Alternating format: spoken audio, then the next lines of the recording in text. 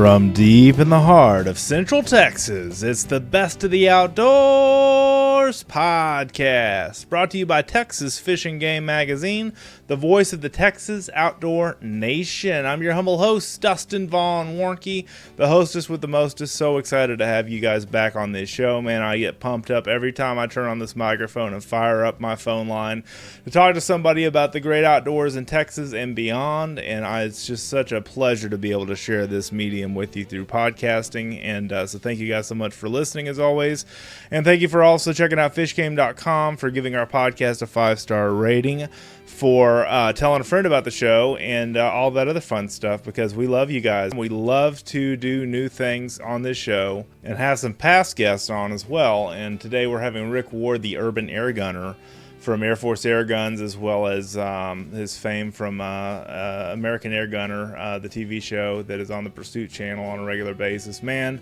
Rick is just a great guy. I've had Rick, I've had Eric Henderson, I've had a couple of other guys from the Air Force realm on the show over the years, and I love air guns, guys, and we'll talk about this in the show. All the benefits and features of where you can shoot air guns, where you can't shoot firearms, how you can have fun plinking in the backyard, up to hunting big game animals with air guns.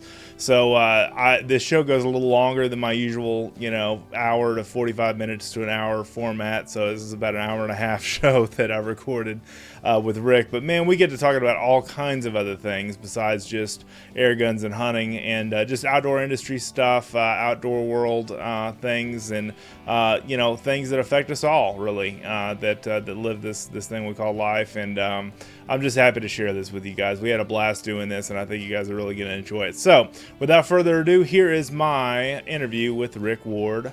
Here we go.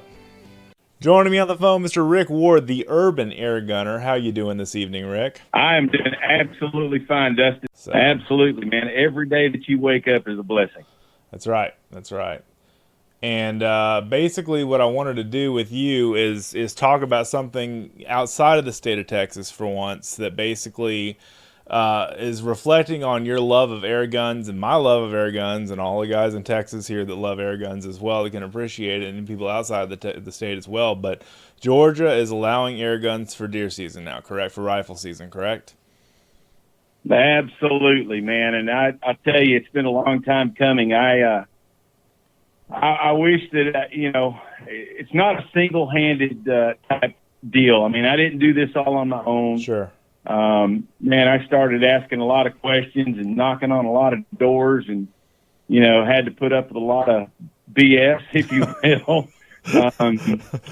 Red tape. Because, I guess because of my passion and moving so much so hard forward in this deal, that, I finally got a bunch of manufacturers involved, which, the manufacturers have been trying to legalize, or try to get air gun hunting, big game legal in all 50 states. Sure. And it's been quite an ordeal, and there's still a long way to go, but more and more states are following suit. And I thought we were going to have it passed last year, and we didn't have any opposition at all last year. And they attached it to it was kind of a last-minute deal, if you will. They attached it to a baiting bill up in North Georgia, and it got shot down. Well, there was nothing that we could do, because we had to have a vehicle to put the bill, attach it to that late in the sessions. But sure. Because of the manufacturers and the lobbyists that the manufacturers have got, and the association, they've got a Airgun Sporting Association, the ASA. Uh-huh. Mitch King is heading that up, and I'll tell you, the lobbyists that we had up here was it was just great. I went and demoed air guns to lawmakers, and just shot hundreds of rounds and let them shoot hundreds of rounds, and all different types of guns. And finally this year, man, it went through. So that's great. We're pretty excited about it. That's great news. And, the one thing kind of at the last minute last year's season of 2018, it was legalized here in Texas during rifle season, but it was like the end of August. And our fiscal year, I imagine, like a lot of fiscal years, start over in September. and that's when they finally passed it right there at the end, the the nitty gritty, if you will, and they made it illegal during. But of course, they have recommendations in Texas for air gun calibers and stuff, and rules and regulations in that regard. But just to be able to have the freedom to hunt with an Air Force Texan or any other big bore air gun out there, is great. And you and I both shoot Air Force stuff, and we also talk about other brands and stuff like that as well. But tell us a little bit about your experience with what you're preparing to do for deer season in Georgia. Well, our bow season just started last weekend, and it's still hotter than, it's just hot. And 4th of July. It's hot on the 4th of July.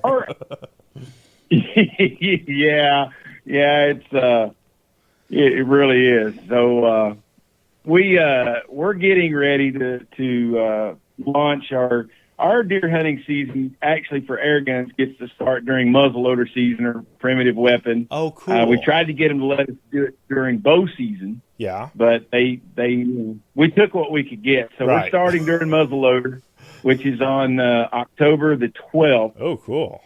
And unfortunately, I'm not going to be the first guy to kill a deer in the state of Georgia with an air rifle because, as you well know, I have a very busy rodeo schedule, and that is winding down, oddly enough, this year because I've got so many filming trips and hunting trips lined up for Air Force that, I just didn't book a lot of rodeos knowing what I was going to be getting into. So anyways, the 12th is going to be our first day to be able to hunt with big bore air rifles. And in the state of Georgia, they passed it. I believe it was a 30 caliber and up, which, I know it's going to make a lot of air gunners mad out there, but I didn't recommend, 30 caliber. I recommended 35 and up, but I think there's some other manufacturers out there that, they wanted it to be a level playing field. Sure. And they studied, they studied foot-pounds of energy and, velocities. And, they looked at everything. And so to kind of make it a fair across the spectrum there, that they made it where people can, if they got a 30 caliber air rifle, then by all means, I think you can hunt with that. And again, it all comes down to the ethics, and knowing what your gun can do, obviously. But I'm really looking forward to it. We worked at deer camp all this past weekend, getting our final mixture of food plots put out. One of the guys is out putting cameras up today. He was out finishing up some bush hogging on some trails, and so we're pretty excited about it. I think it's going to be an epic hunting season. And I've killed deer with big bore air rifles before, but I've had to travel from, to like Alabama or Florida states, right. Just a state that would allow you to hunt. Now I can step out on the back porch of my my airgun lodge here. Your airgun lodge. Let it rip, I love it. And I just love the my way when we first started talking about all this stuff, you and I were talking about the fact that with air guns, the perception is they're little pellet rifles. And what's happened now is this ain't your grandfather's BB gun anymore.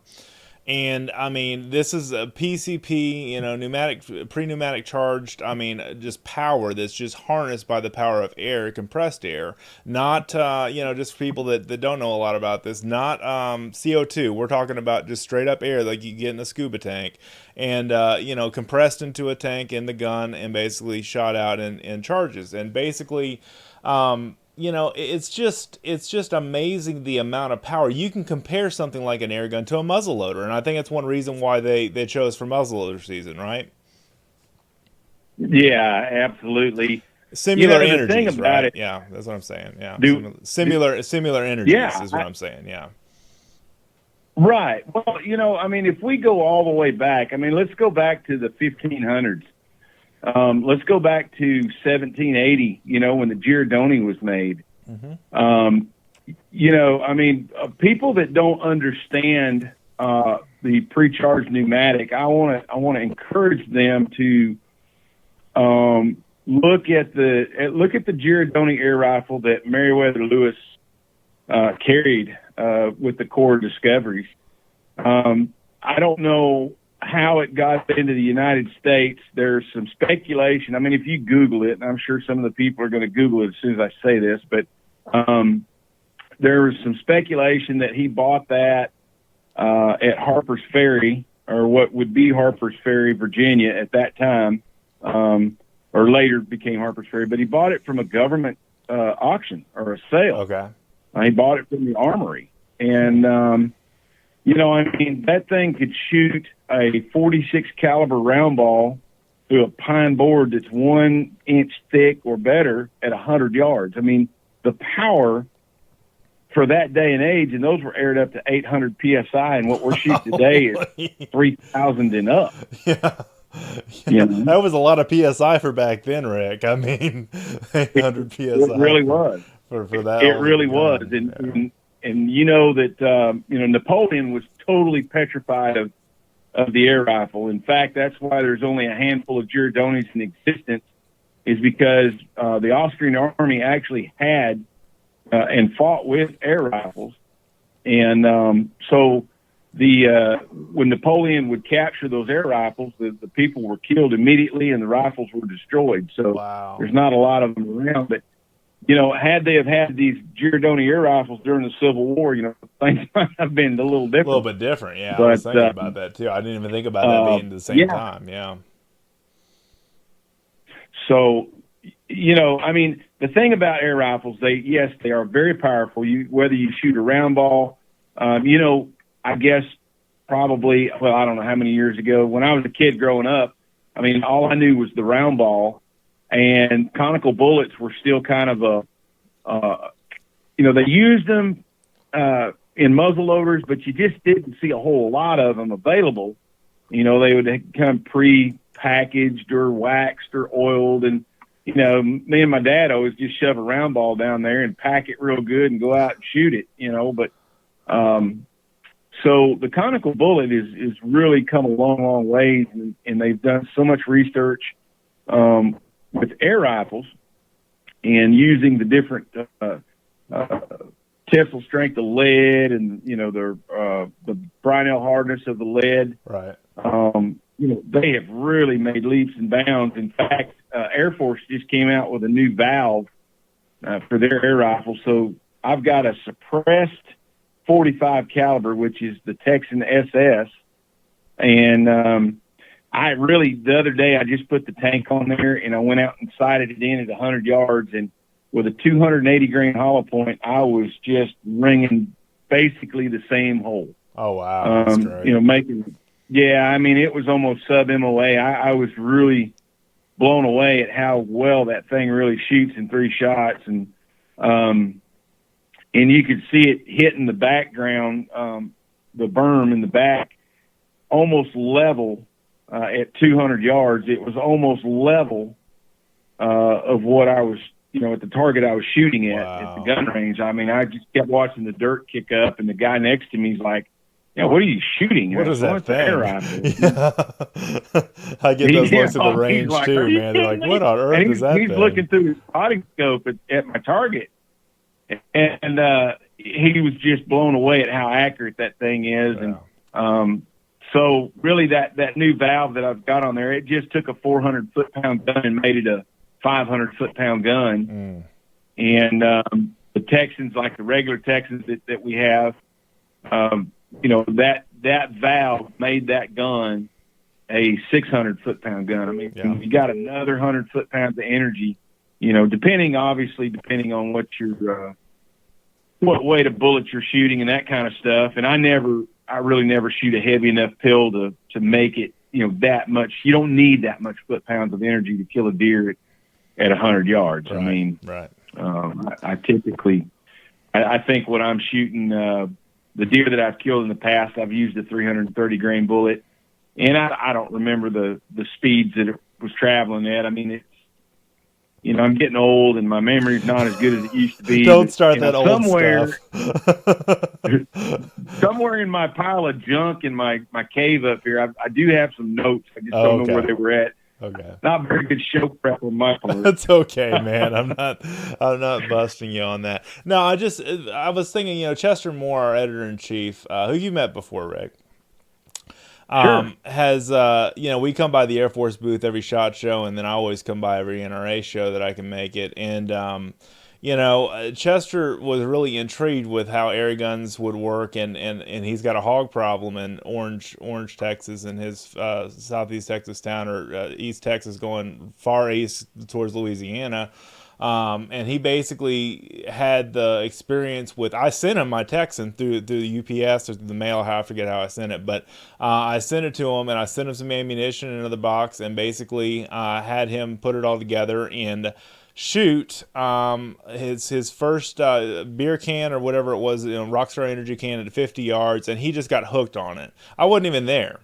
Him and I live 5 hours away from each other. So I kind of gave him some pointers of what to do, sent him the ammunition, everything like that. He kills a hog 2 weeks later and is hooked. I mean, it does not take long to get a single shot air gun like the Air Force Texan and get somebody just stoked, because it's quiet, especially the SS models are, super silent, suppressed and integrally suppressed. You don't need a tax stamp to own a suppressor on them.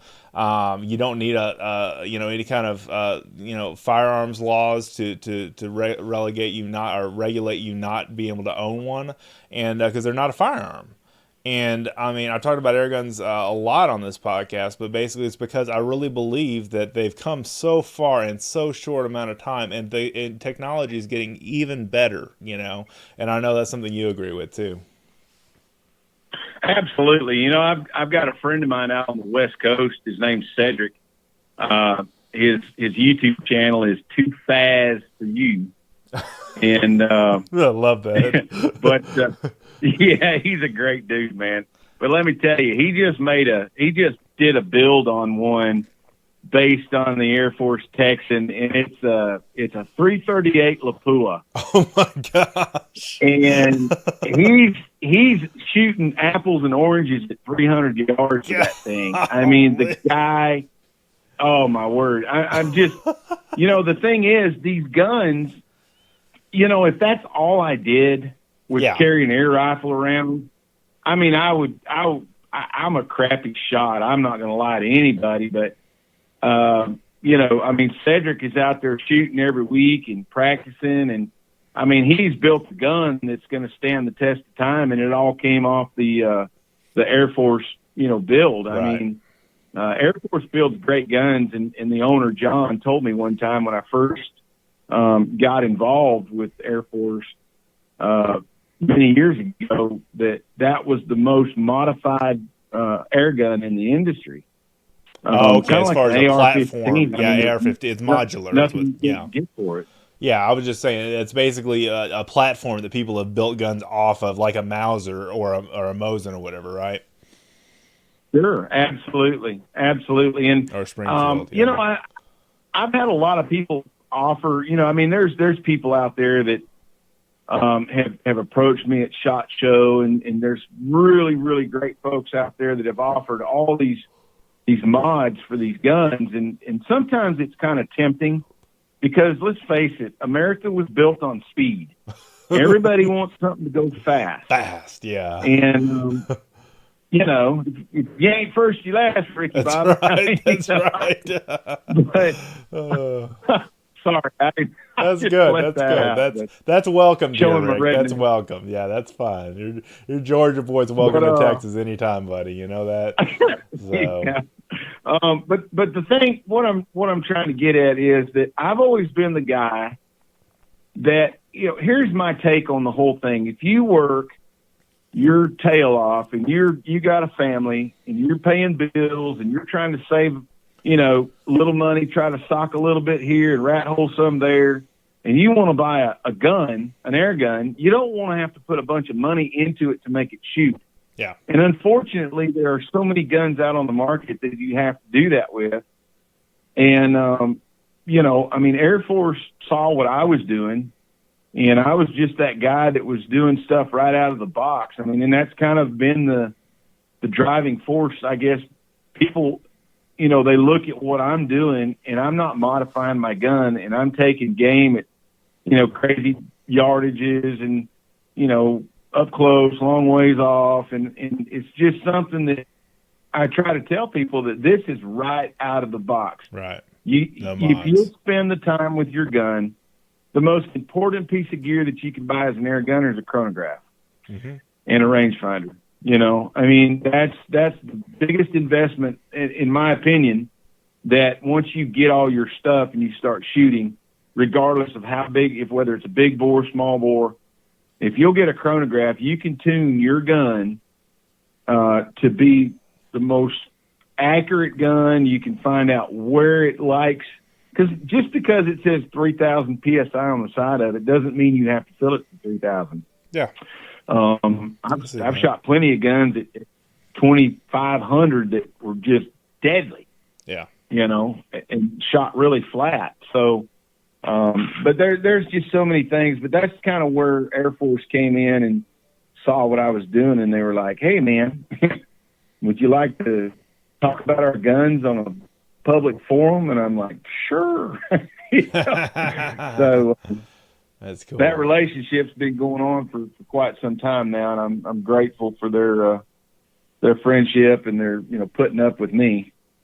So. No, that's cool. And I mean, the thing is, like, for instance, right now I'm shooting, I'm testing out for a Hatsan air rifle, 25 caliber, and it's a really good, sleek looking gun, Turkish walnut. I mean, it's really nice. I'll post some pictures of it once I get the review up on fishgame.com. But I mean, the innovations are just, these things are just so slick, and even to go primitive in the air gun world, I'm outside in my backyard. Like, I like to do stuff like that in my backyard like you do, Rick. And I basically got out my old 1960, 1970s model Winchester 177 caliber Springer pellet gun. And right. I'm like, duh, my son's 10 years old. I mean, he needs to really get good with this thing and iron sights, and he's a left-hand shooter. And I'm taking him out, after school or on the weekends and stuff when he's tired of playing video games or whatever. We'll go out there and just plink. And I mean, it's cheap. I mean, he was like, "Oh, don't spill any of those pellets." I'm like, "Son, they're cheap. I mean, this isn't like 22 rounds or something like that might go scarce one day. It's just lead." And it's so inexpensive to shoot and so inexpensive. And then we have two air guns that are, what do you call it? Full size replicas of a SIG 229 and then a Taurus revolver, a Smith & Wesson full size revolver. Well, he shoots BBs out of the revolvers and 177 caliber out of pellets out of the semi-automatic handgun. And holy smokes, he's getting really good with that thing. And I mean, but that's some air gun stuff that you could do in your backyard. You don't have to go to a gun range. You get to practice the fundamentals and all these other things that you can do. Umarex and other companies like that start making these replica style handguns that shoot BBs and pellets and basically don't. I think they call it fire and air, which basically is a firearm representative of a firearm, but it's really an air gun. And I just think that's cool. Absolutely, man. I've actually got some of the Umarex guns. The Colt.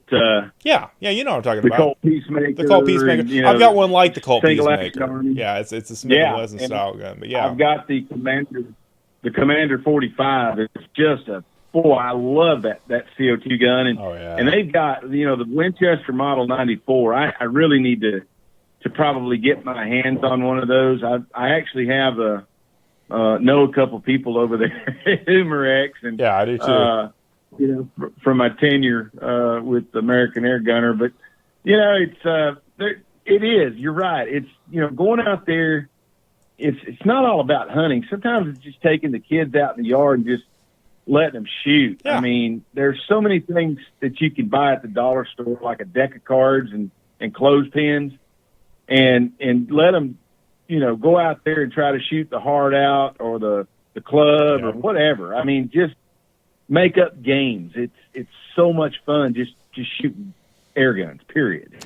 Well, and one of the things that I'm really big about is splatter targets. I love splatter burst targets. I always have. Birchwood Casey, I think, initially came out with the Dirty Birds, and then the other ones. You know what I'm talking about, Rick. You know the ones that splatter when you hit them, and they show the point of impact. Well, Sure. I've been doing that with the airgun targets lately. Just regular paper targets that are reactive like that have the splatter burst on them, and we've been making a game out of basically, can you make a headshot on this torso, or can you hit the bullseye in the middle of the chest or whatever the case may be with the handgun or the rifle or whatever, and just using a silhouette target and then the targets that are around the silhouette of the head, basically, and making a game. And I even had a friend of mine, Michael, came over the other day, and he's not really a big gun guy. He's got a 308 and a powder burner 308 Winchester rifle, but basically he doesn't shoot a whole lot. And I got him in front of that gun, and my or behind the gun, I should say. My son and myself both got him behind the gun, and we took turns shooting revolvers and handguns and rifles, and it was the best time. I mean, it was guy time. It was man bonding, male bonding as they call it, and it was all with air guns, and I loved it. I absolutely just cherished those moments outside, Absolutely. I mean, it's when my kids were little, we shot BB guns. I mean, I've got so many guns laying around that are just like daisies and Red Riders and the Grizzlies, and I've even got my dad's old Benjamin air rifle from when he was a kid. Cool. And of course, just to kind of, I guess, back in the 50s. I mean, of course, that family, my grandpa was a preacher, so I know they didn't have much money, but I've got the box that came in that, and they gave it to my dad and his brother to share as a present. It's got both of their names written on the box, Mike and Steve. That's so cool. And, yeah, it's awesome. And every now and then I'll get that thing out, and I'll pump her up 10 times and, crack off a shot off the top of my staircase over here, and just kind of, when I say my air lodge, it's kind of funny because I really don't know what to call it.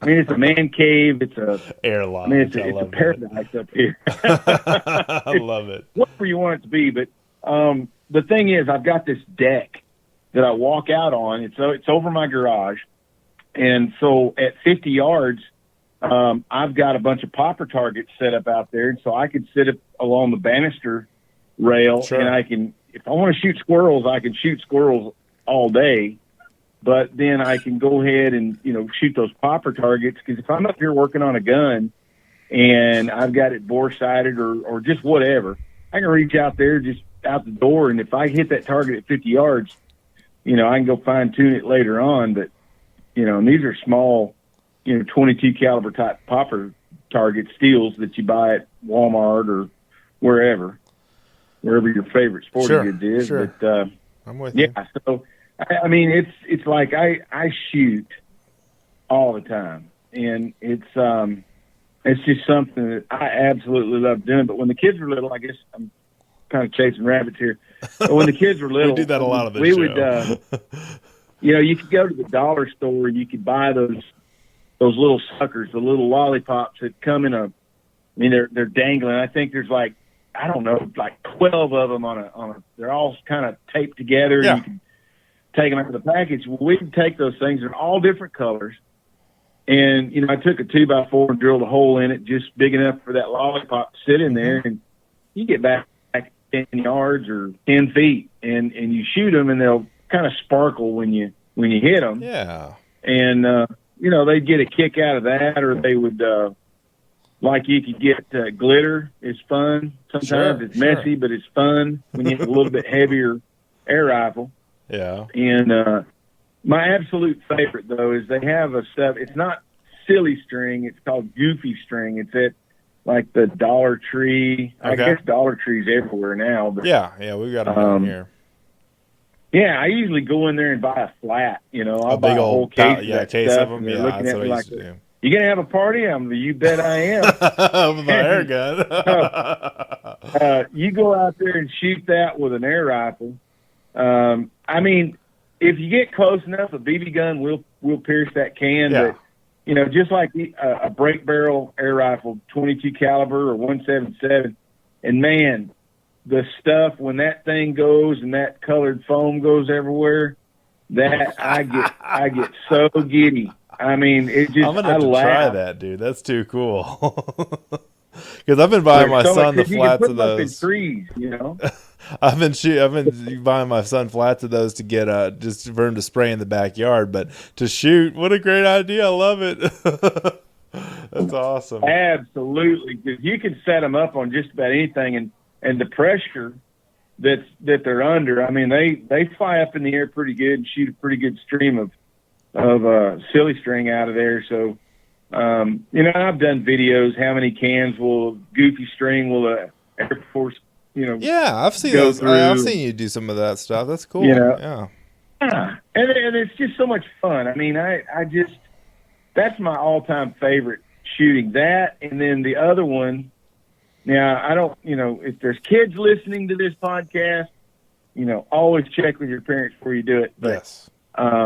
Whipped cream. If you'll go to the cooler at the Dollar Tree, or if you go to wherever your grocery store, get your mom to buy you a dozen cans of that stuff. And you talk about explosive fun. I mean, love it. You can just take one at a time and shoot them. Oh wow! And you shoot it with a big bore. Shoot it with the 457, 45 caliber Texan, right? And it will literally roll that can out flat. I mean, roll it. It'll split it from the seams because the pressure that stuff is under. As long as you keep that in the cooler and take it out of the refrigerator and then go outside immediately and shake it up real good and then shoot it. Man, I mean, the pressure that's under that stuff is crazy strong. Wow, it's a that's lot awesome. Of fun. That's awesome. But it gets kind of pricey. I mean, obviously at the Dollar Tree, it's $1. It's $1, but yeah, it's still it's $12. Yeah, but I mean, there's small cans of whipped cream. I like those big fat, family. Yeah, the family size version. Well, and the thing is, we started talking about deer hunting. This is a great way to practice without having to go to the range. A lot of this you can do in your backyard if you have the fences and the backstops and stuff where you don't have errant, flying pellets and stuff all over the place, and or shooting, some soda cans and beer cans, whatever the case may be, down to the ground, like we do at my father-in-law's place because he didn't have any fences, but he uses a BB gun.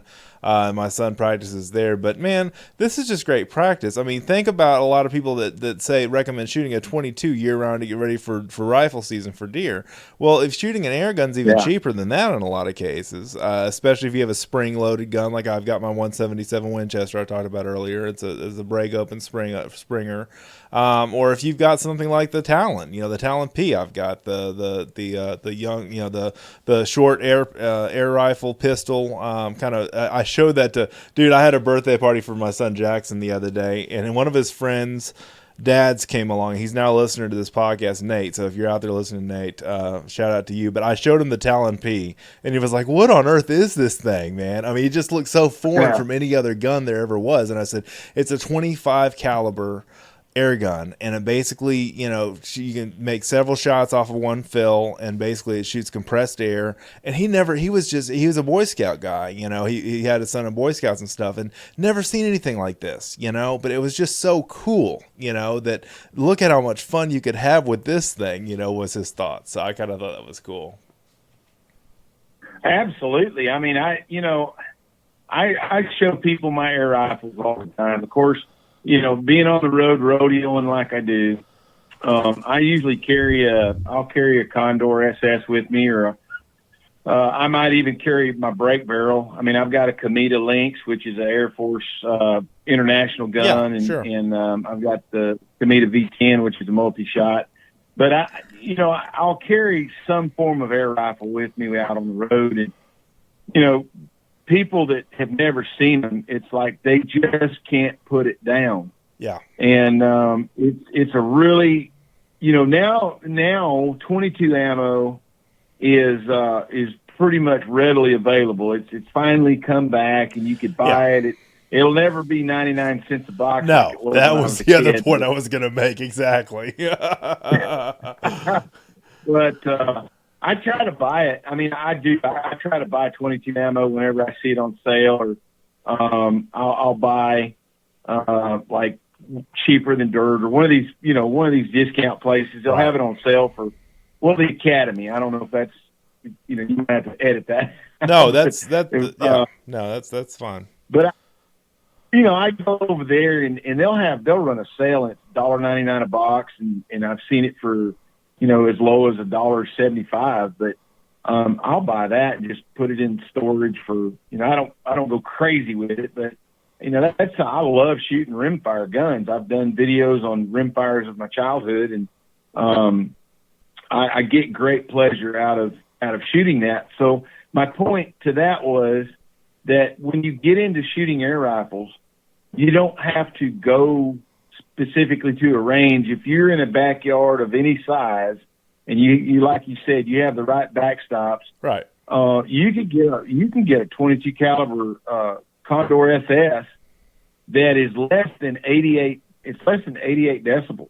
Yep. I mean, your car door makes more noise when you close it, or your screen door. So I've never thought of it like that, but that's true. Yeah.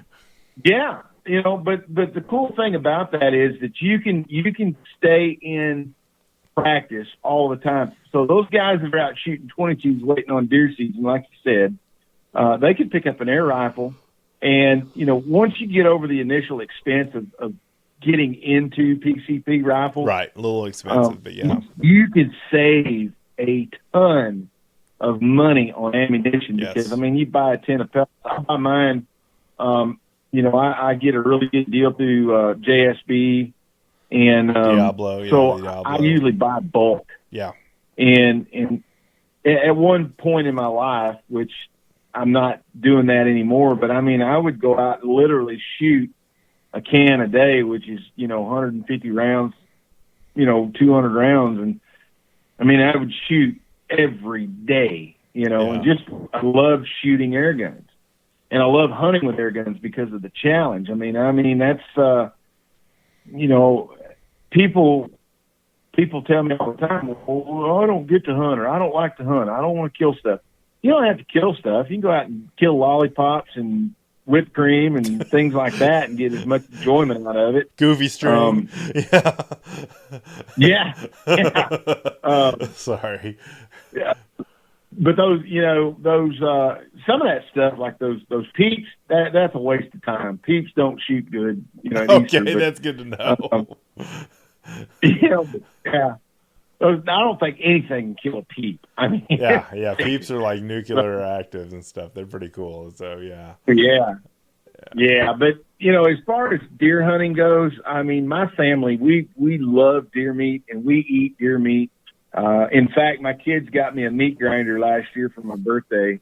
I had been using my neighbor's meat grinder, and but we clean all of our own deer, and because really, processing meat, paying somebody to process it anymore. It's $75-$85 to get a deer processed. Oh, at least. And that kind of defeats the purpose. Yeah, it kind of defeats the purpose of saving money on deer hunting. So it's just basic processing. We make that's just burger. Yeah, and steaks, we make our own hamburger. Yeah, and I could buy a lot of beef for $75. Right. So I try to kill. The great thing about Georgia, we get 12 deer a year. So we can get 2 bucks and 10 doe, or we can get 12 does. So I've never limited out on deer, because obviously I have a full-time job and the rodeo thing too. So but I typically will kill 5 or 6 deer a year and process them myself. And I bought a vacuum sealer, and that was a great investment, because I've got deer meat down there now that I can go pull out and thaw it out, and it looks like I just put it in there yesterday. Yep. That's cool. So we eat a lot of deer meat. We do too. Cook the back straps up, and I thought about doing maybe a recipe thing, and I'm hoping that this year during deer season we're going to do some video stuff out at our deer camp. We got a really cool deer camp, and I'm going to do some Dutch oven cooking and Cool. and cook some deer meat, some different casseroles in the Dutch ovens. We're going to film it, and so I don't know. I mean, in my mind, I see how I want it to come out. Well, my viewers will have to hold their breath because until I can get it out there. But no, you make some great videos. That'll be good. Yeah, well, I just bought a GoPro the other day, and I've been wanting one for a long time. And it's got this mode on there. It's like a hyper speed time lapse. Mm-hmm. And so while we were cleaning the deer camp, I set it up, and I went back and watched the footage last night. It was really cool, man. It's awesome. Just like everybody's kind of buzzing around, tractors moving in and out, and cool. so that's going to be so much fun because we've got people like Air Force is coming down to hunt with me this year. Cool. Iraq veteran 8888 is like a huge gun channel. Oh yeah. I actually got him converted into air gunning. Yeah. I know. I remember that. Really now, fell in love. Yeah, he fell in love with air guns, and that's Eric, right? Eric and Chad, right? Am I saying that right? Yeah, Eric and Chad. Yeah, they're good guys. They're a part of our deer camp, and in fact, Eric is out at deer camp right now, and cool. He's been texting me this whole time. He went and finished up a bunch of bush hogging out there today, and cool. Put some game cameras up. So. And some feeders. But, the thing is, we've got guys coming. I'm not trying to be a name dropper, but, like, I've got friends in the industry, as you well do, yeah, sure. But some of our industry friends that are gun guys are, like, calling up, going, man, I really would like to kill a deer with an air rifle. And so I've got, some friends from Brownells are coming, and cool. Some of the guys that I go treasure hunting with, and that's another podcast for another time, so I won't go too deep into the treasure hunting thing. That's fine. Let's talk about treasure hunting on this podcast. Yeah, that's cool. That's cool. That's really cool. It's just you and I have both have so many different. You do the rodeo and the air gun and the hunting and all. I do this podcast and my own video stuff and my own YouTube channel and the writing and the publishing and everything with the magazine. I mean, you and I both have our fingers in a lot of pies, man, for sure. We really do. We really do. And somebody asked me the other day, when do I find time to sleep? And I told them, I said, usually when I'm behind the wheel is about the only time I can get anything done. Yeah. But, yep. Yeah, I stay on the road quite a bit, but you know what? I mean, all in all, it's a good life. We've been blessed, and air gunning has just been a great, great hobby.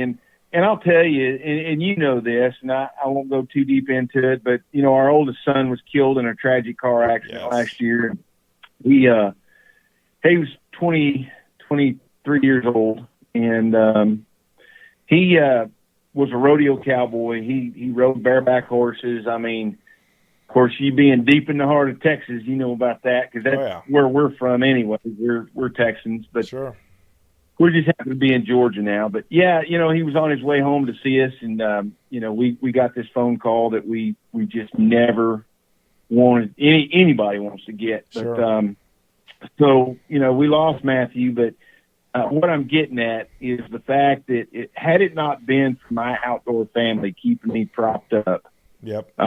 It was, the people that came to Matthew's funeral were just, it was just amazing to me that the people and the phone calls and the text messages that, I mean, I had a full schedule of hunting and filming and I quit. I mean, I shut off. I shut everything down. I'm canceled everything I had, and I just wasn't going to go. I wanted to crawl up in a hole somewhere, or crawl under a rock and hide and grieve.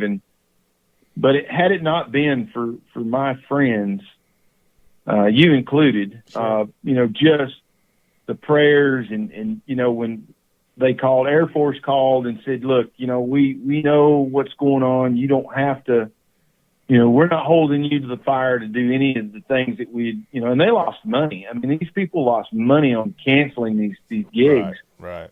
And, my wife was like, you really need to go out to Texas to the SHOT Show. or to the NRA show. NRA She goes, yeah. you need to go. Yeah. And I'm just like, I'm not ready. I'm going to be crying. And, you know, and even Yvette was like, you know what? If somebody says one word to you about crying, she goes, I'll go beat them up myself because most people don't know what's going on. Yvette is really good. So lo and behold, yeah, for sure. Yeah. What's that? Yvette's a very strong-willed woman. That's what I've always liked about her. You know, she was like, you tell him to come talk to me. But man, I couldn't. I mean, just any dad. I mean, imagine going through that with his son. I mean, an adult son at that too. I mean, man, my heart just broke for you when all that happened. Still does, but I mean, it was really. I mean, I really felt for you. You know. So. Yeah, it's been a tough. It's there's no, I've heard remarks from not outdoor industry people, but just people that are ignorant. Like, they'd go, well, how you doing? I said, well, each day's an uphill battle. It seems like there's better days. You have, some are better than others. Sure. And I heard through a friend of mine, somebody was talking about it, and the guy told me, he said, well, old so-and-so said, well, gosh, it's been a year, as if I'm just supposed to flip a switch and be done. You're still over wrong, it. Man. It's still and you don't get over it. And there's no, there's nothing written about grieving. And something else I do want to encourage, because there's so many listeners. You have such a huge listener base, which is awesome. The thing about if you lose somebody, if you lose a son or a daughter, a child, a parent, a loved one, whatever, I want to encourage you to reach out and find a grief counseling, grief share program, because not that it's going to be the end all or the save all or anything else, but the fact that there's other people out there that have lost, and then that's what you're grieving about is loss. And there's people out there that will know they don't know how you feel, because that was the first thing out of my mouth. These people don't know how I feel. Right. Sure. Of course they don't. That's normal. And they never claim to. They never claim to know how I feel. But they've been through the same issues, the same challenges, the same everything. And they've basically, what you're doing at a grief share is learning how to cope with the problems that arise. Say, for instance, you can be ambushed by grieving or grief. Sure. Or a memory. You're ambushed. Everything, you're driving down there, everything's good, you're happy-go-lucky, and then all of a sudden a song comes on the radio, and you pull over and you're just crying. Yeah. That's being ambushed by grief. And so there's so much out there that people, because the reason I'm kind of elaborating on this is because suicide in our country has been so rampant. Yeah, people are broken. Yeah. And you can be fixed, people think that, this is, there's no hope for me. I'm at the end of my rope. I'm done. But it's not true. So I just want to encourage your listeners to, whatever you're going through, seek some type of counseling. There's so many great books out there. Sure. Including the Word of God. Right. And I make no bones about that, but no, for sure. But yeah, I kind of wanted to put that out there. But had it not been for my outdoor family, sure, when I got to Texas that year, it was so overwhelming to me that there's people, even at SHOT Show last year, there were people that I'm walking down the hall going to a booth, and out of the blue, somebody hollers my name, and I turn around, and it's just one of these great hunters in the outdoor industry comes up and shakes my hand, asks me how I'm doing. Yep. Puts his arms around me and says, dude, we've been praying for you. We love you. Everybody out here, the industry loves you. And I'm just like, my gosh, The support in this industry is huge. It's true. I've seen that. There's great people in outdoors, and I've seen that, through your eyes, through what you've experienced too. But other things that outdoorsmen experience. There's more of a community there than there are in a lot of quote unquote industries. There's that support system there. There's that care. There's that love. And I've always felt that from you and from Air Force and from all the folks that I know in the industry. And no matter what I'm going through, it's like you guys always have my back, and vice versa. Absolutely. So absolutely. And I think you and I've kind of been friends for, well, I mean, I guess we met maybe almost 10 years ago. Yeah, it's been Has a it been while. that long? It's been a long. It's let's see, 2011. So let's see. Oh, yeah, 9 years. Yeah. So. And so, I mean, you and I kind of hit it off. I mean, you were hanging around the booth. I couldn't get rid of you, so thought I'd talk to you. That's right. but no, I mean, and the thing I love about you is that you have always, you're always so personable. You've always made it a point, no matter how big of a hurry you're in, you might duck into the booth at SHOT Show and go, hey, Sure. I got a meeting right here, but how you doing, Rick? Good to see you. I want to come back and talk to you. Sure. And, and at some point, man, you show up and we're able to sit down and really just, shoot the breeze. Yeah, that's right. Kind of forget about what's going on. Yeah, no, and I mean, the one thing I'll just say, because I know, we started the thing that we talked about on the last podcast that my listeners may or may not have heard was about fishing and therapy and the outdoors and therapy and how the outdoors is a release. I mean, Cal Gonzalez has come on this program many times to talk about he's going through, kidney dialysis, and basically he had a lady code on him right next door to where his kidney station was, and they were trying to revive her on the floor, right in front of him, and he couldn't go anywhere because he was hooked up to dialysis. And he said, fishing was what was his release from that. Was him letting that go, because that was so traumatic for him to be involved in something like that. And for me, the woods and the water are both like that, because I mean, and then the last couple of years I didn't be able to do it because of ICAST show, but Camp Agape, which is the bereavement camp for kids, and then they're doing an Agape Family Retreat Center next for adults and families that have lost loved ones between the age of 7 and 12, and then families can be any age. But basically, it's a bereavement camp, a grief camp for I'm trained in grief therapy and that kind of stuff. But I mean, I am part of that because I see I've been through depression, I've been through anxiety, I see what this world will beat you up sometimes, and stuff will happen, and you'll lose someone you can't replace. There's nothing that'll bring them back. And just to have that support, that community, that's where I'm going with that, to add to your point. Sure, absolutely. And I tell people all the time, I've had people literally text me or email me or message me, through Facebook or Instagram and say, I saw you at wherever, and I was really intimidated, and I'm like, why? I mean, don't. It's like you're really not approachable, Rick. I mean, I'm not. Look, I'm just Rick Ward, man. The Urban Airgunner is just a tag. It's just a thing. Yeah, I know. I that's mean, what I like about you is you're so accessible, I man. to make it my goal. Yeah. Do what? I said you're so accessible, man. It's just you're so easy to talk to, just like you say about me. I feel the same way about you. Yeah. We shoot the breeze for hours sometimes. Well, I try to make it a goal to make somebody's life better. Yes. Just either by a smile or a handshake or encouragement. I had a guy send me a message the other day, and it really made me feel so good. And I typically try not to lie. I mean, I went and shared that with my wife, but this guy in Washington State was at he was at the Texas Airgun show a couple years ago, had his grandson there. His grandson lives in Washington State. He lives in Texas, but he brought his grandson with him, and his grandson had never shot an air rifle. And I just happened to be down there at the gun range that day, and he was, I could see, and I said, well, do you want to shoot it? And he said, well, I've never shot one. And I showed him everything he needs to know about shooting it. And I spent, 5 minutes, maybe 10 tops with him. And, it just made their day. And they came back up to the booth, and I ran into them a little later on in the day. And, they were just kind of hanging around the booth. Well, the other day, out of the blue, I get a message from this guy.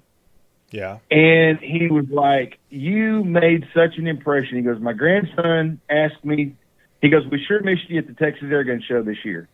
And I said, yes, sir. I said, well, I've been battling a few things. And I said, we've had, some things going on in our family. I said, I've been really, really busy. And he says, well, my grandson he asked me if I saw you at the Airgun show, and I said he wasn't there. And he said, I just wanted to call or message you and say thank you for making such a huge impression on my grandson, because he asked about you all the time. Oh, wow. And if you can take 5 minutes to spend with a kid. Yep. And I'm preaching to the choir because, my kids, I mean, I spent a lot of time with them, but after you lose a child, you think, man, did I really spend enough time with them? Yeah, did I do enough? Yeah, and, sure. So it was just, man, I was so taken back by that. I mean, that somebody actually reached out to send a message and say thank you that you spent time with my grandkid. He's never going to forget it. Sure.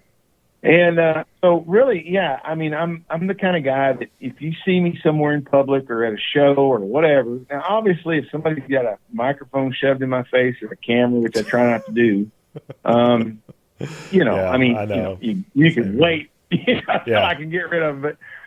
But for the most part, I love everybody. I talk to people all the time. I mean, that's what I do for a living, is talk. Sure. But I try to encourage people, and I've kind of made it a goal to try to be positive and just really encourage people. I mean, if you're having a bad day, I mean, you turn that frown upside down. Let's smile. There's just a friendly gesture. Yeah, sure.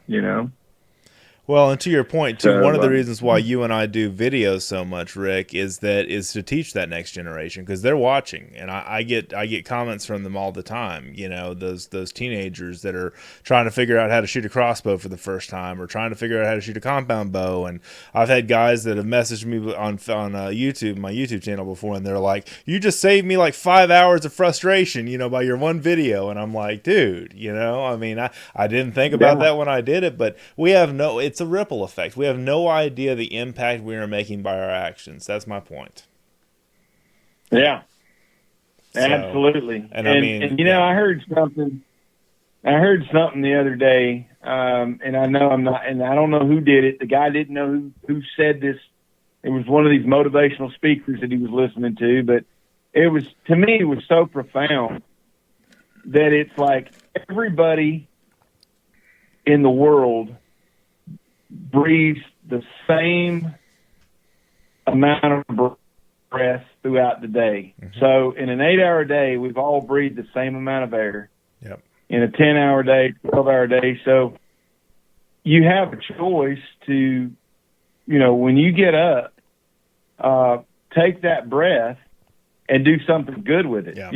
Encourage people. Sure. Or you have a choice to be, humdrum, bad attitude, negative.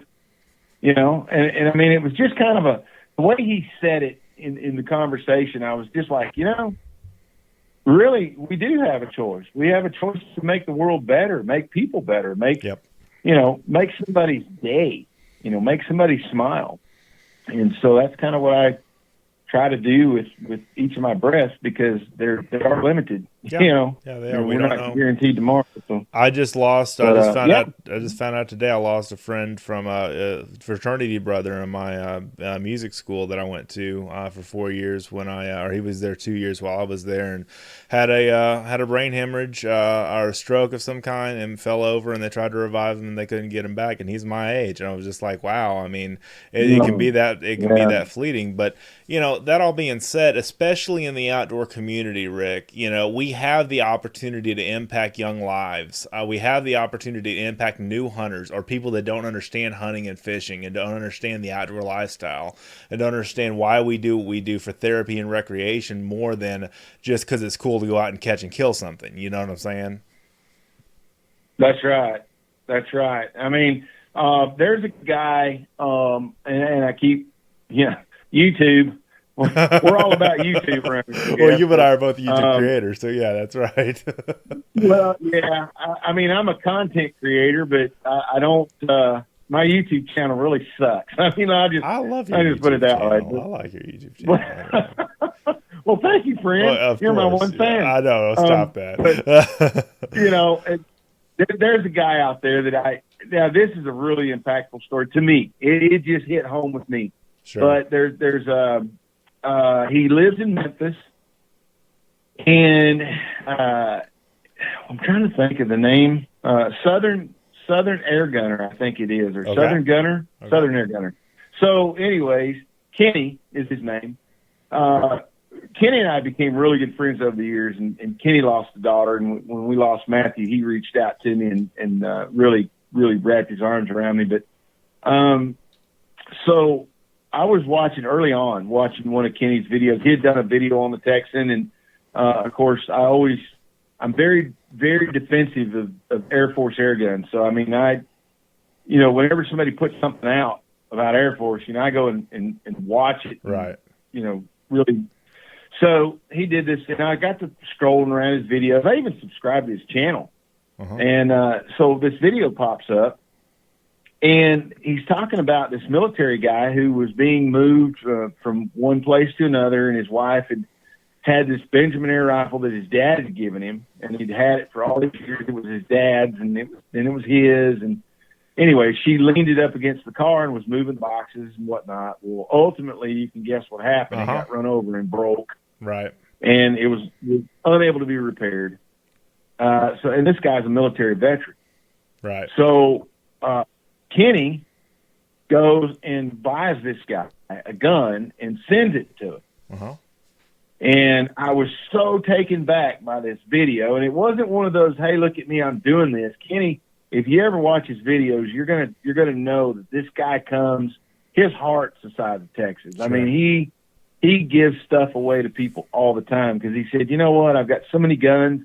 I've been blessed with a great job. He goes, I don't have to, I don't need all this stuff. And he helps people all the time. So he helps youth, troubled youth. He helps them by taking them out to the range and teaching them gun safety and teaching them proper ways to shoot, and they shoot air guns. He's part of a big group that does this up in that area. And I was so taken back by that, and I said, I need to do something. So I reached out to Air Force and asked them for some help, and they did, and they really stepped up to the plate, and we got him a Talon SS for the youth, and I got him a bunch of pellets so he wouldn't have to keep buying pellets and stuff. Sure. And I just those random acts of kindness, you pay it forward, and it comes back to you tenfold. And I feel like me doing that many years ago, that when I look back at air gunning and the people that I've impacted, the people that have impacted me, you have to gain that kind of knowledge and that kind of compassion to help people Sure. along the way. And let's face it, our youth, these kids rather sit and watch, play video games and watch TV and then get out in the outdoors. Our country's fighting obesity and, right. I'm fat and happy. I'm not obese. I'm just fat and happy. But at the end of the day, it's the lack of exercise and being outdoors that we're getting. Right. We don't, people don't get out to do that. And I guess, with all this rambling on that I'm doing, that makes no sense to anybody right now. That's going to get edited. The fact is that if you just go walk through the woods, take your air rifle, sling it over your back, go walk down a nature trail somewhere. That doesn't mean you have to kill anything. Right. But you might see a soda can that some bum threw out there in the woods, and you go, oh, look, there's one I can shoot. Then you pick it up and carry it to the receptacle. But right. The fact is that I spend more time not killing stuff, especially during deer season. I will sit in a deer stand every night that I can, and I have so many great opportunities to pull the trigger. I don't. Right. I just sit and I'll watch deer play and go by, and I'm thinking, boy, how close will that guy get to me before he wins me? Yep. It's about spending time in the outdoors and hiking and fishing. And that boy of mine, Matthew, he loved to fish. When we bought this little farm we're on, that was kind of the deal that sealed it. I mean, that when we pulled in this driveway, I just had this vision of grandkids going fishing and all this kind of stuff. And Matthew spent his high school days down there at that pond. Wow. It's more of a stock tank. It's not a sure. It's not a lake. It's a stock tank, but it's it covers an acre maybe. Okay. It's there was catfish and bass and brim and just sitting on the porch watching those kids go out there and swim and be kids and fish. And I've got neighbors that call and, hey, can we bring our grandkids over? And I'm like, you bet you can. It's just cool to watch kids get out and do that kind of stuff. No, I get that. For sure. Fishing is very therapeutic. And hunting is therapeutic. I mean, getting out there and look, you can solve the world's problems sitting in a deer stand, and you can come back home and try to apply some of the stuff you thought about. And you don't have to kill something, to go hunting. Yeah, you could be hunting for a solution to a problem, and you can do it out of a deer stand. So that is so true. I mean, that's just good. That's just really good common sense about why we do what we do in the outdoors. And people that don't hunt and fish don't understand the power of that, the enormity of that, if you will. So, absolutely. I just think that's good. It's crazy. Yeah.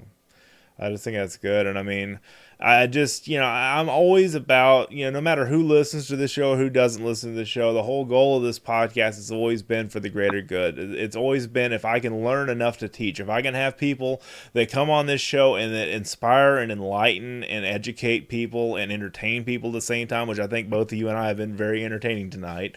But I mean, it's all for, why do we read magazines? Why do we watch hunting shows? Why do we listen to podcasts about hunting and fishing and stuff?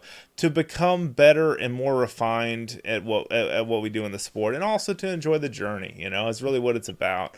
I'm so tired of it's all about the giant 200 class booner that's out there, or a high fence buck in Texas that's 300 class, inch deer, and this one's bigger than yours, and I paid $10,000 for this one, and it's starting to get too pricey. Hunting in Texas, especially with the land prices going up, I mean, and lease prices and everything are just astronomical, and I'm just trying to get us back to basics. So why we do what we do. Absolutely. Absolutely. I need to send you a picture of that deer. Here's a funny thing. My dad was a big traditional bow hunter. He actually made his own bow. Cool. There's a very good family friend of ours down in East Texas. His name is Pete Clayton. Okay. He actually is a bow maker. He's been featured in several magazines, and he makes his own arrows and everything. I mean, and my dad had always loved bow hunting, and so Pete used to come down to our farm down there in East Texas and hunt. My dad, Pete's like, well, James, you need to come make you a bow. I'll show you how to make a bow. So my dad made his own bow and made his own arrows, and I mean, really just head over heels in traditional hunting. Well, the trail cam that he had set up at the deer stand, I mean, it's like he would go out there, and I mean, Mom would send me pictures. This massive deer that my dad had been feeding for several years.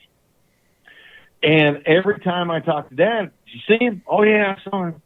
I said, did you get the draw on him? He goes, nah, I couldn't get a shot at him. I mean, that deer was literally sitting in front of the deer stand. Yeah, quartering away, broadside. Eating corn. Yeah. And my dad just would not shoot him. Well, Dad passed away 4 years ago this month. And, November. Mm-hmm. November will be 4 years. And so my mom sent me a picture the other day. She's sitting on the back porch and sends me this picture of this big old bruiser coming through there, and he's probably 14 or 15 points. And that's the same deer, that buck that my dad had been feeding all those years. Oh, man. And I show it to my friends, and it's really, he's a long ways off. I mean, he's out there. I mean, Mom zoomed her phone in as tight as she could get it and took a picture, but you could just see the mass on this huge rack on this deer from East Texas. He's not big bodied by any means. He's typical, East Texas deer, but the rack was just beautiful. Wow. And I told Mom, I said, I'm coming down there to airgun that sucker. And she's like, your dad let that deer walk all those years. And it was just, but what I'm getting at is my dad would sit in that deer stand and he might be reading his Bible or doing a devotion. And after Dad retired, I mean, he'd been a preacher. My grandfather was a preacher. Dad was a preacher. But sure. So the thing is, I mean, he spent more time in that deer stand not hunting, right, but just either meditating or just enjoying God's creation. I mean, yeah. But I always chuckled about the fact that he let this deer go that anybody would love to shoot it's still with there. a bow that they made themselves. Yeah. This is awesome spectacular moment. Yeah, I see what you're saying. Yeah. I mean, you're right about the price of everything down there. I mean, my mom sold some land here a while back, and it was, wasn't prime real estate or anything, but I think it was almost like 10 or 12,000 an acre. Yeah. And I'm like, are you kidding me? It's like ridiculous. So, and, of course, more and more subdivisions are swallowing up the ranches and the farms that I grew up on in East Texas. And I mean, every time I go back, I'm just blown away at how much it's grown because, the ranch that I actually worked on as a kid, and then on to my young adult years, the ranch owner just passed away, last year. And, I don't know if his kids are going to sell it. I mean, it's a pretty nice sized ranch for being in East Texas. And, it's got everything you would want. I mean, it's got barns and beautiful house and, just ponds and creeks. I mean, that's my childhood memories of going out and camping every weekend and, doing all that fun stuff. And that's part of the problem is there's not really any place for kids to go anymore, to experience that kind of thing. And, I try to encourage people to go. I love camping. Oh, yeah. I don't get to do it as much. But that is something that, my dad loved cooking with Dutch ovens, and I'm not as good as he was or even don't even claim to be good at it. But that's something that, you get out there. It's like you had said something about trial and error. Sure. One day, you can't get good at it unless you try it, and start. You don't have to be great to start, but you have to start to be great, I mean, that's just the old Zig Ziglar saying, but I mean, that's just part of the way. And my whole point with all this is just making hunting more accessible through public lands. I mean, that's important. There are podcasts that are dedicated to nothing but public land hunting that are here in Texas. But I mean, I'm just all about, let's get the kids outdoors. Let's get people and be good forces to ourselves and loving ourselves and loving the outdoors, loving God's creation and communing with God's creation, but also about, making it more accessible for for more people, to be able to come out and experience what you and I experience, Absolutely. And the whole thing, I mean, people, it's funny because I get comments sometimes. These guys go, "There's nothing urban about this guy." And the Urban Airgunner, he might be an urban hillbilly or something. But there's nothing urban about him. And rightly so. I mean, I live on a small farm, but it's just outside the city limits. Sure. And, airgun hunting really became a priority for me, when we bought this place because of all of the coyotes that were on this place and, the coyotes that are roaming these neighborhoods and just in Georgia in general, we're covered with coyotes. But what I'm getting at with that is, that there are people that are in urban areas that are going to hear this podcast and they're going to go, I can't go out. I don't have property to go hunt. I hear it all the time. I've got a friend. Well, we have a mutual friend, Eric Henderson. Yeah. Sometimes he gets bummed out because he lives in a subdivision and he got a little backyard and he's like, man, I don't have any place to hunt. but there's industrial parks out there that are just sitting idle. And I probably said that once before. You have. Yeah, that's your true. Podcast. It's true. I mean, you've got industrial parks, you've got abandoned buildings and stuff like that. You've got all kinds of stuff. Yeah. I mean, there's so many places.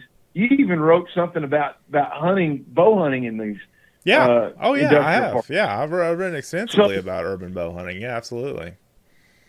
Yeah. So, I mean, add urban air gunning to the scene. Sure. Georgia has some urban deer hunting, and when I talked to when we were up there working, trying to get it passed, I talked to somebody and told them, I said, you could really change the amount of insurance that's spent by opening up urban deer hunting seasons with air guns, because you can actually go in there and kill some deer, and you can kill them ethically. Yep. Even more so with an air gun than you can with a bow, in my opinion. Oh, sure. And, the amount of deer car collisions that we have in the state of Georgia, I mean, it's ridiculous. I mean, I've got a brand new truck, and I hit a deer with it for my first oil change, Oh, my gosh. And That's it was stupid. It was stupid, man. I was so mad. Boy. But that's the thing. And I said, if you'll go to the insurance, to the guy that is in charge of, that kind of stuff, and you go to the insurance commission and y'all sit down and go, if we could open up urban deer hunting seasons in these areas that are plagued with deer car collisions, you can cut down on some of that. So then in turn, the hunting community comes in there and starts hunting, and we're helping you.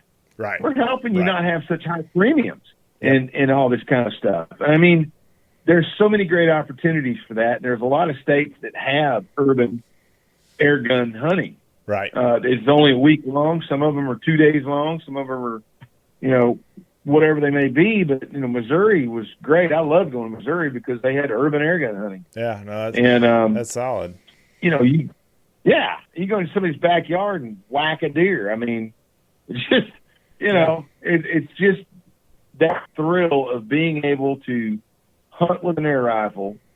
And it's guys bow hunt because it's personal. Mm-hmm. It's That's up intimate. close and personal. And until maybe 10 years ago, when bows became ridiculously fast and strong, my cousin used to tell me all the time. He goes, he won't use a release. He uses his finger tabs, because to him it is more personal. Sure. Holding that bowstring back and letting it go from his own fingers. Mm-hmm. I can see that. And air gunning is the same way. Yeah. To me, it's personal. It's that connection. You get that. Yeah, you can shoot that deer. You can shoot that deer from 10 yards, 100 yards, wherever. Right. And to me, it's personal. Yeah. Because it's up close. It's not like sitting out there with a 700 Win Mag or 300 Win Mag or 7mm mag, whatever. Magnum, yeah, I know. Yeah, and cranking one out there at 400 or 500 yards and go, yeah, man, that's a feat in itself. Smoked him. Look, my hat's off to the long range shooters out there. Yeah, I won't piss any of those guys. Yeah, nothing but love for you guys. But no, there's place for them too. But I see exactly what you're saying. It's an intimate experience when you're with a bow or an air gun, and that's one reason why they call me the outside of the box rider, because I write about crossbows and air guns and compound bows and all kinds of stuff that not everybody in the mainstream talks about. But I mean, it's really more of a private experience. Like what you're talking about, Rick. It really is. So, yeah, it just makes absolutely. A lot of sense. And I, there's so many great things about being able to be an air gunner. I mean, Tim from Airgun Hobby Magazine asked me one time. He goes, "What is you got this saying?" He goes, "I always hear it. Don't just hunt it, air gun it. What does that mean?" Yeah. Well, it first of all, I'm a huge Lonesome Dove fan, and old Gus had that sign out there that said, "We don't rip pigs." Yeah, and it had the Latin on there. It was Uverum feet, Uverum double feet, or whatever it was. And he said it's a motto, and it just says itself. Yeah. But if you really look into it, when you're talking about hunting with an air gun, to me, don't just hunt it, air gun it means to be the best you can be at what you're doing at that moment. Sure. And that's using an air rifle, because you've got one shot. Yes. You've got, you've got to make that one shot count. Yeah. And you need to be better than the average guy that's using a powder burner. Yeah. And, that's just kind of what that means to me is be the best you could be with an air rifle. And, Air Force came out with that 257 last year, and that is such a phenomenal rifle. I've got guys that call me and they're like, dude, I just shot a prairie dog out at 250 yards, and I mean, they're just with an air rifle. I mean, who would have thought, that air would propel a projectile that far and still be accurate and deadly, Mm-hmm. and that's something that I'm actually working on my 257. I'm setting it up. I'm going to put a new scope on it and stuff like that. Sure. And I got to go out and tune it, but I'm going to do some long range coyote hunting Cool. this year. We're actually setting up a hunt and some filming to go out and try to shoot some coyotes at distance with an air rifle. Great. Yeah, that's a good flat shooting round too. Until now. Yeah, I mean, up until now, I mean, I've killed lots of coyotes with the 45 caliber. Sure. I mean, my longest shot was like 134 yards on a coyote at night in the dark with night vision on my rifle that cost more than the rifle. But at the end of the day, it's thinking outside the box, Sure. It's challenging myself to go out and do these things with an air rifle. And I've shot bobcats. We got a lot of quail plantations down here. And we've got a lot of bobcats. They're not as pretty as the South Texas and West Texas bobcats are by any means. We don't have those big bodied salt and pepper, beautiful bellied animals, but we do have some fair bobcats around here. And, I've taken guys, I took Iraq veteran out and we got it on film. He shot a bobcat at 80 yards in the dark with thermal on that with a Texan. And we got it on film that how electric a bobcat is, man. He probably jumped 4 foot in the air and, hit the ground and he was done. Wow. Wow. And I've done the same. I've shot him, 65, 70 yards on these quail plantations because that's the number one killer, that and fire ants, the number one killer of quail out here. Mm-hmm. So, there's so many great things that you can do with an air rifle. So absolutely, I just can't say it enough. I mean, obviously we're talking air rifles, but tell me about your, you're going to be hunting this year. Obviously, Texas got opened up last year. Yes. For airgunning. Did you get a chance to go kill deer with an airgun? I did not. I did not because the guy at the place that I hunt at didn't believe that it was like as powerful enough of a gun to get it done, and he's like, "Why can't you just bring your 308?" I'm like, "I bring a 308 airgun," But I hunt. Some of the places I hunt are just kind of the guys are just kind of old school on wanting to shoot stuff with a powder burner, but I like Eric Henderson. Got some experience. I mean, a couple of the other Texas hunters that are out here got some experience with the air gun, and I sent my 45 Texan, my first Texan, off to Chester Moore to deer hunt with this year, and I'm gonna hunt with another air gun, I think, and I just think it's cool. I mean, I just kind of think it's just neat. And I've killed hogs and exotics and stuff with air guns, and I've known how powerful they are. I don't need to prove anything necessarily with shooting a whitetail with it, but I just love it, man. Yeah. Well, the thing is, I've got such a busy schedule. I've been asked, Air Force asked me if I would be interested in coming to Texas and hunting deer. And sure. I absolutely would, right.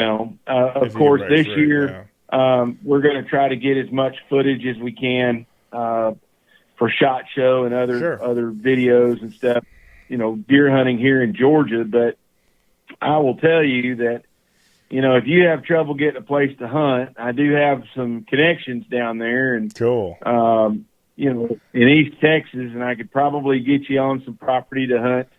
Deer. In fact, I still have a family farm down there that Oh yeah. But we might be able to get our hands on some of those deer down there. Of course, you know, they come and go. There's so many ranches around there and farms. You know, Sure. the deer just cross through our property. But you know, I think it'd be a lot of fun to Yeah. you know, get with you and I at some point, or even if you flew out here to Georgia, Georgia, yeah, sure. you know, and That'd be fun. got you a 3-day hunting pass. Well, and You I know, was we can figure out a way to get a sponsored hunt for yeah, you. that'd be good. That'd be really good. You know, pay for Dustin to come fly over there and hunt. But no, I just then one reason I wanted to talk about air guns is, you know, this is the second year in Texas that they're legal, and I just think I just want to broaden people's horizon, that there's more to hunt with than just what we call powder burners, you know, in the air gun world. And I've written about this, I've podcasted about this, I've videoed about this, I've featured every air gun that I own. Just about on video, and I mean, this is the thing that I champion the most, because it's a great way to get kids in the outdoors. It's just a great way to enjoy some pastime, you know, just out there plinking or hunting with air gun. It's cheaper than a 22. I mean, there's just a lot of a little bit of investment, like you talked about. The cost of the PCP air guns, you know, $700 to $1,200, you know, for something like that. But once you pay for it, I mean, you're golden. All you have to do is just pay for air refills for the scuba tank. You know, buy you a scuba tank and get you some air refills. You know. So, but anyway, I've kept you for almost an hour and a half, so I guess we better go. But I just no, that's fine. We really did a good show tonight. This is great. So, Man, I really appreciate you having me on. Yeah, and sure. You can you can send people to my YouTube channel, and I mean, Urban Airgunner, and yeah, I'll put it all on the Instagram, show notes too. Instagram, you've got at Facebook, Urban Airgunner. at Urban Airgunner, Facebook, YouTube, Instagram. What else? You're I've got a lot of fingers and a lot of pies. Yeah, I know you do that for sure. So Air Force Air Guns, and you can watch some of your stuff over there, and yeah, good stuff, man, for sure. So absolutely. Well, thank you so much for joining us on the phone, buddy. I really appreciate you so much, Rick.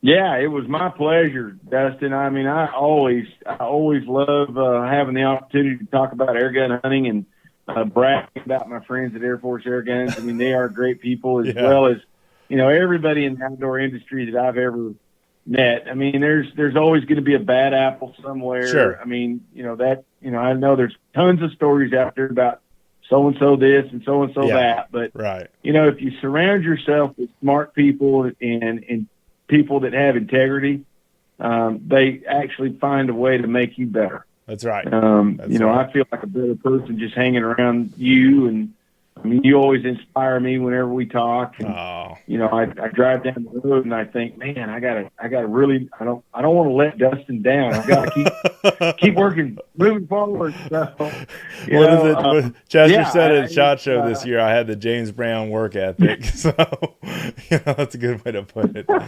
So, ow. Anyway.